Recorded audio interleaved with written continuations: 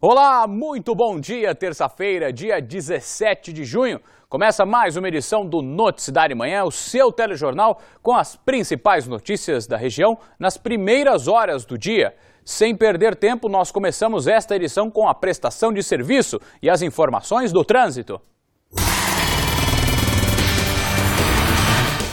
Para você que vai seguir para o seu destino, quem tem as informações da movimentação dos veículos nas principais vias de Sorocaba e região é o Renato Diniz nesta manhã. Bom dia, Renato. Bom dia, Fernando. Bom dia a todos que acompanham o Noticidade Manhã. Estou na Praça Lions, ao lado da Avenida Dom Aguirre, que tem movimento intenso já de manhã. Apesar disso, movimentação grande tanto no sentido do centro quanto do Jardim Santa Rosália. Apesar disso, a situação é boa para o motorista que segue pelas principais avenidas e ruas da cidade de Sorocaba. Para quem vai para a capital, vai enfrentar lentidão na chegada já a São Paulo pela rodovia Anhanguera e também pela rodovia Castelo Branco. Lembrando que hoje, por conta do jogo, é ponto facultativo em São Paulo, não é feriado como aconteceu na estreia. E o rodízio, portanto, está mantido. Quem tem carro com final de placas 3 e 4 não pode circular no centro expandido da capital. Um motociclista e um pedestre morreram num acidente ontem na rodovia Vereador Geraldo Dias, na região do Parque Centenário, em Jundiaí. Um homem de 68 anos foi atropelado por uma moto pilotada por um homem de 41 anos. O pedestre morreu no local e o motociclista chegou a ser socorrido, levado ao hospital, mas não resistiu aos ferimentos. Fernando. Ok, Renato, obrigado pelas informações iniciais. E um empresário de 59 anos foi assassinado dentro de casa no bairro Medeiros, em Jundiaí. A vítima estava sozinha na residência quando dois homens invadiram o local e atiraram diversas vezes. 7 disparos atingiram o comerciante, que não resistiu. Outras marcas de tiros ficaram nas portas e nas paredes da casa. Não há câmeras de monitoramento no local e os autores fugiram. E o caso será investigado pela DIG de Jundiaí. A Polícia Civil parou os trabalhos nesta segunda-feira por 2 horas. A operação, com o nome de Alerta Vermelho, atingiu 87% das mais de 2.000 delegacias do estado. Em Sorocaba, também houve adesão. Nolan Robertos tem os detalhes.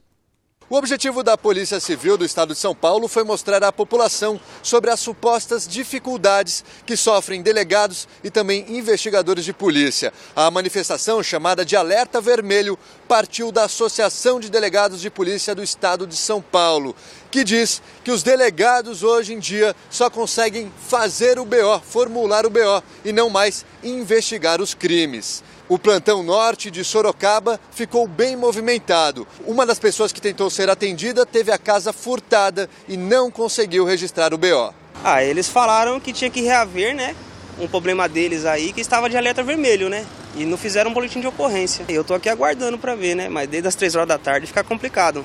No plantão sul, a mesma coisa. Nem mesmo flagrantes foram registrados pela polícia. A população compreendeu a manifestação da Polícia Civil. Realmente é prejudicial, mas infelizmente não se pode ter tudo.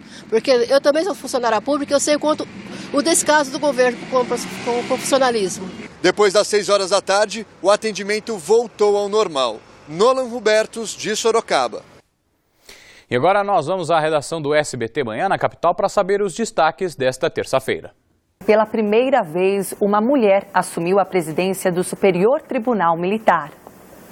A ministra Maria Elizabeth Guimarães Teixeira Rocha tomou posse ontem à noite. A instância máxima da Justiça Militar foi criada há 206 anos. A presidente chega ao cargo tocando em assuntos considerados tabus. Ela é defensora da presença de homossexuais nas Forças Armadas. No discurso de posse, disse que a participação da mulher nos espaços públicos e privados é condição para aperfeiçoar a cidadania. A mulher do senador Pedro Simon sofreu um sequestro relâmpago ontem à noite em Porto Alegre. Ivete Simon foi sequestrada no carro dela em frente à casa da família, que chamou a polícia. 2 criminosos armados a mantiveram presa por mais de meia hora e obrigaram Ivete a sacar dinheiro. Depois, a liberaram com um veículo que foi rastreado. Quando os policiais chegaram, a dupla já havia fugido. Segundo a assessoria do senador, apesar do susto, Ivete não se feriu e passa bem. As imagens registradas pelas câmeras de segurança mostram o homem e a mulher pichando o painel da FIFA no centro de São Paulo. Depois do ato de vandalismo, eles caminham tranquilamente, mas são assaltados por uma dupla de bicicleta. Eles correm e pedem ajuda para a Guarda Civil Metropolitana, que havia sido chamada para prendê-los pela pichação. Minutos depois, os assaltantes também foram presos. Aí chama a polícia, né? Pra pichar, ninguém chama.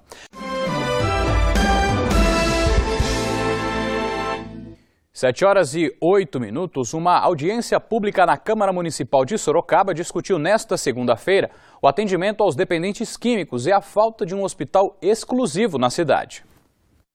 A audiência foi solicitada após dezenas de reclamações de familiares de dependentes químicos. De acordo com o vereador Rodrigo Manga, presidente da Comissão sobre Dependência Química, a falta de atendimento específico em Sorocaba, no caso de internação involuntária, deixa a situação cada vez mais difícil de ser resolvida.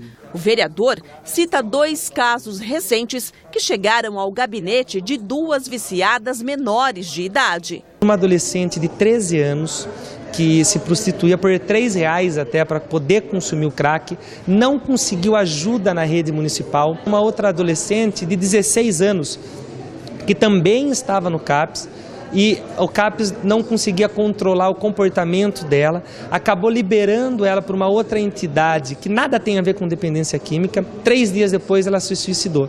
A falta de políticas públicas e a construção de um hospital exclusivo em Sorocaba foram cobradas o tempo todo. A forma como são atendidos hoje não é a ideal e somente a construção de um hospital seria a solução, afirma o vereador, que tem contato constante com dependentes e familiares.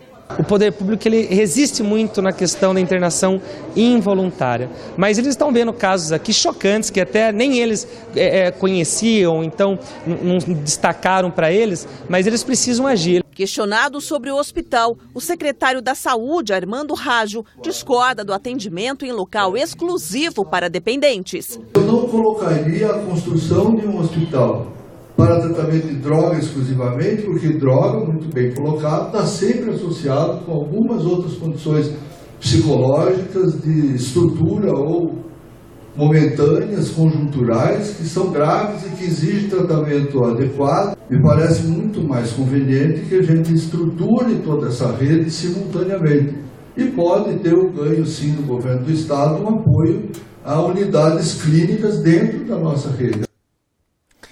Estão abertas as matrículas para ensino de jovens e adultos em todo o estado. E as informações sobre esta iniciativa nós vamos saber novamente com o Renato Diniz.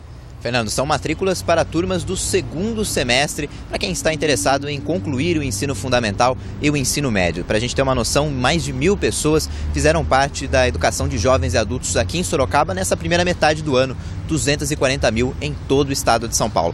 Converso agora com a supervisora de ensino, Maria Regina Dias. Como o aluno deve se inscrever, como que ele pode participar? Bom dia. Bom dia. O aluno, ele não tem limite de idade para se inscrever, mas tem limite para entrar no ensino fundamental, ele tem que ter 15 anos, e no ensino médio ele tem que ter a partir de 18 anos. Em quanto tempo ele vai concluir o que seria equivalente a 1 ano do ensino fundamental, do ensino médio? Olha, o que seria equivalente a 1 ano do ensino fundamental, ele conclui em 6 meses. Então quer dizer que o ensino fundamental ele fará em 4 meses, 4 semestres ou 2 anos, e o ensino médio em 3 semestres ou 1 ano e meio. Então pode participar quem tem mais de 20, 30, 40 anos. Geralmente esse pessoal trabalha durante o dia, à tarde. Em que hora do dia vai ser a aula? A aula do ensino supletivo é sempre à noite. E pode participar sempre aquele que não tiveram acesso ou que não tiveram possibilidade na época de cursar o ensino fundamental ou médio. Nós temos também o Centro de Estudos de Língua, que é semipresencial. Você vai lá fazer a inscrição, recebe o material, estuda em casa e vai até o centro tirar dúvidas e fazer provas. Como fazer a inscrição? A inscrição do Centro de Estudos de Língua é na Rua da Penha, no Centro de Estudos de Língua. Agora, para o curso presencial, os alunos podem se inscrever em qualquer escola pública. Agora encerra-se no dia 30 e em julho, a partir do dia 4, ele tem que voltar a essa escola pública onde ele fez a inscrição e ver em que escola ele vai estudar, porque nós temos 7 escolas que possuem o curso supletivo. Muito obrigado pelas informações. As aulas começam no dia 14 de julho. As inscrições podem ser feitas, então, em qualquer escola municipal ou escola estadual. Basta ser uma escola pública perto de casa, lembrando que é para todo o estado de São Paulo. Fernando. Obrigado, Renato. E o recado agora é para os trabalhadores, principalmente aqueles que querem um dinheirinho extra. O abono do PIS já pode ser sacado e o Nolan Robertos tem as informações para nós. Na região da Superintendência da Caixa Econômica Federal de Sorocaba, quase 28 mil trabalhadores ainda não retiraram o abono que eles têm direito, o abono do PIS. O prazo para essa retirada é o dia 30 de junho. Tem direito ao abono os trabalhadores que ganharem até 2 salários mínimos por mês. O valor desse abono é de R$ 726, aí é um salário mínimo a mais durante esse ano, né? É importante correr, o prazo é dia 30 de junho. Por quê? Porque se o trabalhador não retirar até o prazo, ele perde esse direito. Aí o dinheiro vai para o Fundo do Amparo ao Trabalhador. Então é bom correr, né? Até 30 de junho. Outras informações para saber como retirar o PIS é o 0800 726 0505. Nolan Robertos, de Sorocaba.